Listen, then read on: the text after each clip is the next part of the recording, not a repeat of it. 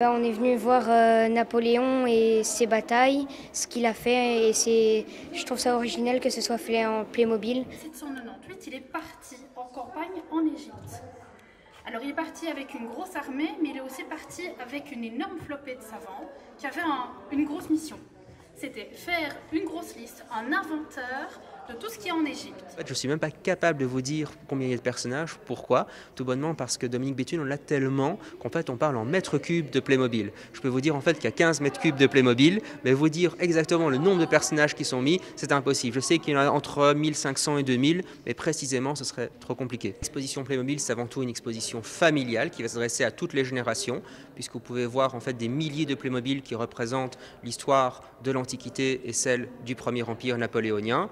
Et tout cela, on l'a jumelé avec notre propre collection et certaines pièces historiques qui viennent des grands musées belges. Ça ici, c'est vraiment un exemple de campement de Napoléon qui partait par exemple à Leipzig par exemple. Mais on apprend quand même beaucoup, pas que de ses batailles et comment il les déroule. Et, par exemple, derrière, il y a comment ça s'organise un camp. Et je trouve ça bien de comprendre. Par exemple, là-bas, quand les Égyptiens, quand faisait sa campagne en Égypte, quand il devait se ravitailler, j'aimais bien comprendre les stratégies des amirals, que ce soit français ou anglais. Là-bas, les bateaux. Ici, l'exposition d'un camp. On a vu également en Égypte toutes ces batailles, dont la bataille des pyramides.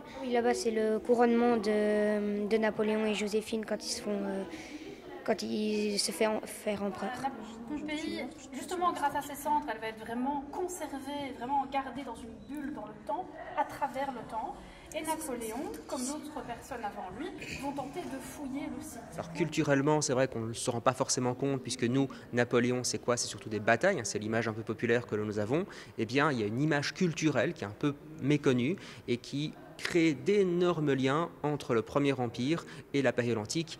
Le Premier Empire parle jusqu'à satiété, en fait, eh bien, de la période antique.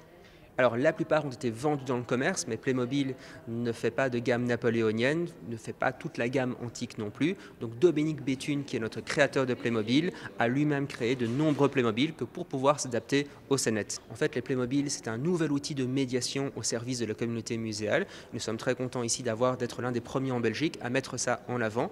Notre but, c'est vraiment d'attirer les familles, d'attirer le jeune public, ne plus avoir peur de ce musée qui peut paraître parfois un peu poussiéreux. L'institution muséale a souvent malheureusement cette image en tête quand on parle de musée. Ici, on veut montrer qu'on peut être jeune, qu'on peut être décontracté et que nous parlons à l'ensemble de la société.